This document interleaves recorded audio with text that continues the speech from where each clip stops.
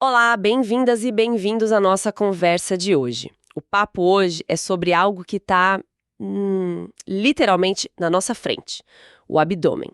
A gente recebeu um material incrível e a nossa missão aqui é transformar o que a gente chama de barriga num verdadeiro mapa.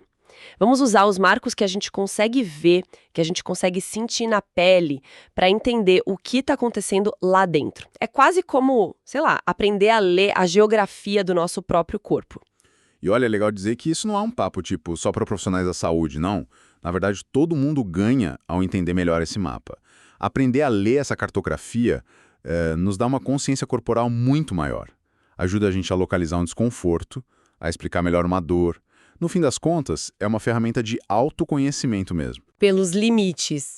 Como a gente define onde o abdômen começa e onde ele termina? Então, é mais simples do que parece. E dá para sentir esses limites na gente mesmo. O limite de cima é tipo um arco.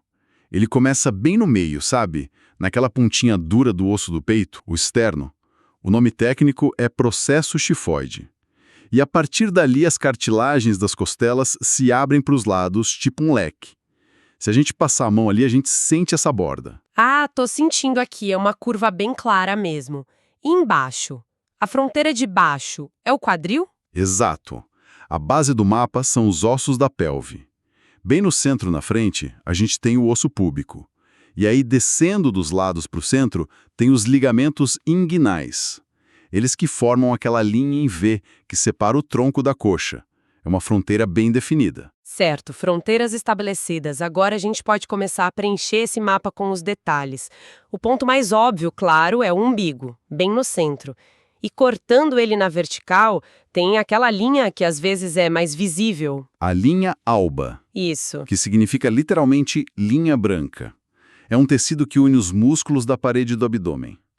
E falando em músculos, é do lado dela que fica o famoso tanquinho, o músculo reto abdominal, cuja visibilidade, como o material bem aponta, depende muito menos do músculo em si e muito mais da camada de gordura que a gente tem por cima. E em volta do tanquinho, o material fala de umas depressões, as linhas semilunares, e também de pontos ósseos importantes, tipo aqueles ossos que saltam na frente do quadril.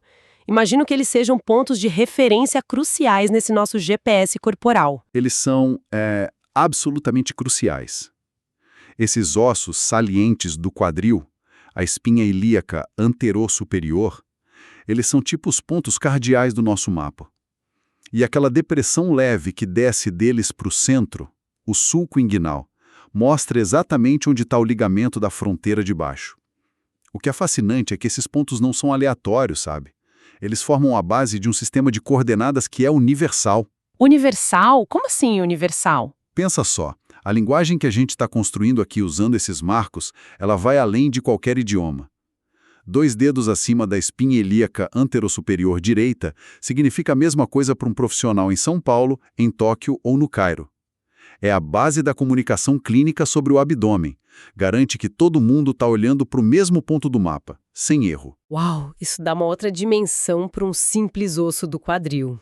Então, temos os marcos, mas como os profissionais usam isso para ir além de um simples em cima, do lado direito?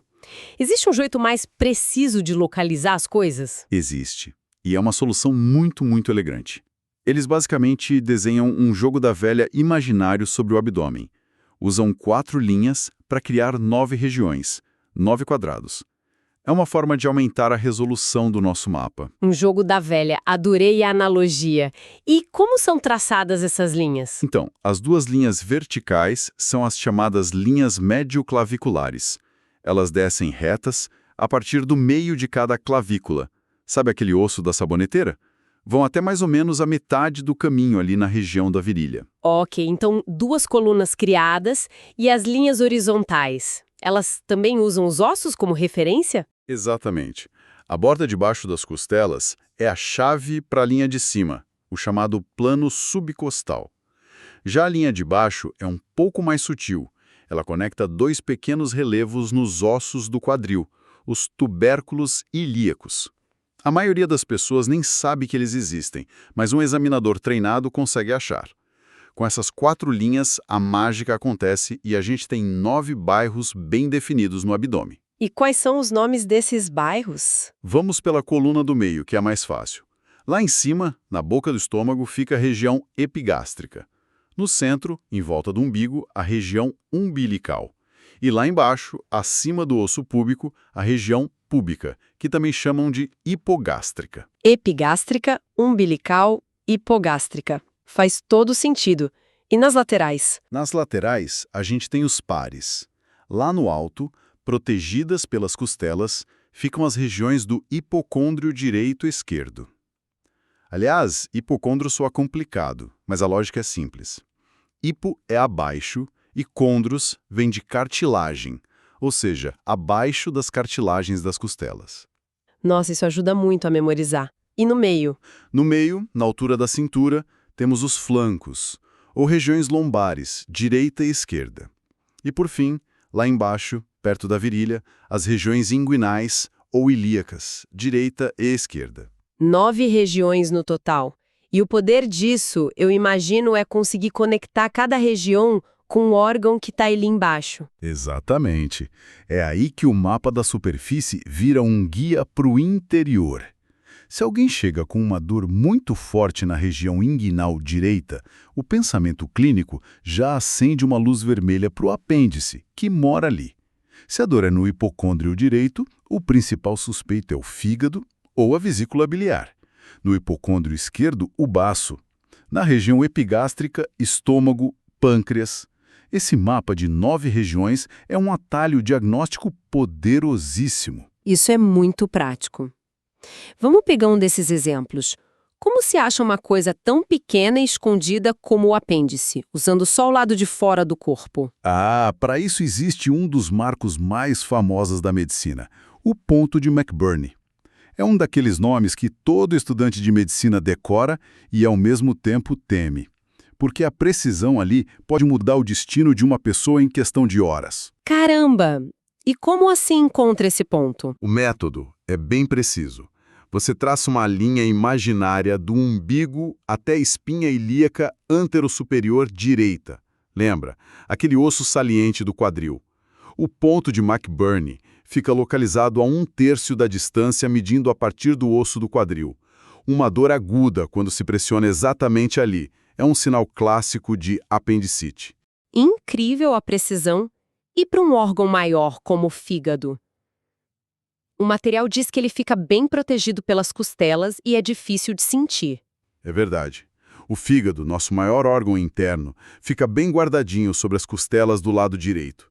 Numa pessoa saudável, você normalmente não consegue apalpar, mas existe uma manobra, uma espécie de truque para convencer o fígado a se mostrar. Um truque? Como funciona isso? O examinador posiciona os dedos suavemente logo abaixo da borda das costelas, do lado direito, e aí ele pede para a pessoa inspirar bem fundo e depois soltar o ar.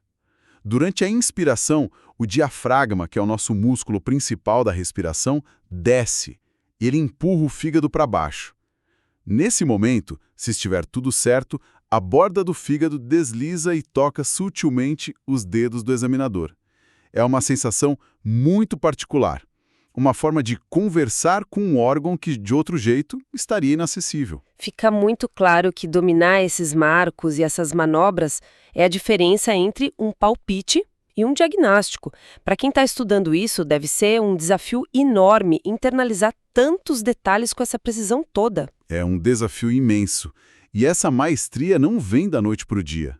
Exige muita prática, muita repetição. E o uso das ferramentas certas, né? E o uso de ferramentas de estudo eficazes, com certeza. Exatamente. E para quem está nessa jornada de estudos, visualizar e testar esse conhecimento é fundamental. Se você é estudante e quer se preparar de verdade, entra agora em medcob.com.br, baixe o app e aproveita o maior banco de questões do Brasil, com provas anteriores de todas as instituições, questões comentadas, resumos práticos, aulas completas e flashcards prontos para revisar onde quiser. Perfeito. E já que a gente falou em sentir os órgãos e a dor, isso nos leva a uma última camada do nosso mapa. Uma camada que é quase neurológica. E é aqui que o nosso cérebro às vezes nos prega umas peças bem contraintuitivas. Peças? Como assim o cérebro nos engana? O material que a gente viu descreve isso com uma imagem ótima. Um torso com listras horizontais desenhadas, sabe? Tipo uma camisa listrada. Cada uma dessas listras ou dermátomos representa a área da pele que é inervada por um único nervo que vem da medula espinhal. Ok, então a nossa pele é fatiada em termos de nervos. Mas qual a conexão disso com o cérebro nos enganar? A conexão está no fenômeno da dor referida. Pensa assim, nosso cérebro é um mestre em interpretar sensações da pele. Um corte, uma queimadura, um toque. Ele sabe exatamente de onde vem e o que significa. Mas ele quase nunca recebe notícias dos nossos órgãos internos. Eles trabalham em silêncio. Certo. Eles não têm o costume de ligar para avisar que algo está errado. Exato. Então, quando um órgão, vamos dizer, a vesícula biliar, fica inflamado, ele finalmente envia um sinal de dor.